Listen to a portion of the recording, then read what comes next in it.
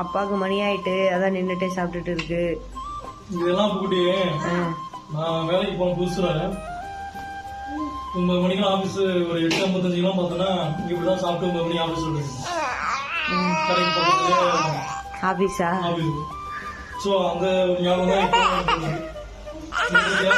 தான் எப்படிங்க நீங்க இவ்வளவு அழகா இருக்கீங்க அப்படின்னு என்ன சொல்ல சொன்னாரு, என்ன கேட்க சொன்னாரு. உண்மையாவே என்ன கேட்க சொன்னாங்க, நான் கேட்டுட்டேன். போதுமா?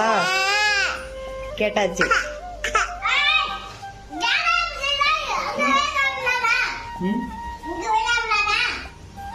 என்ன சைடு கேப்ல வாடா போடாங்கறியா அப்பாவ?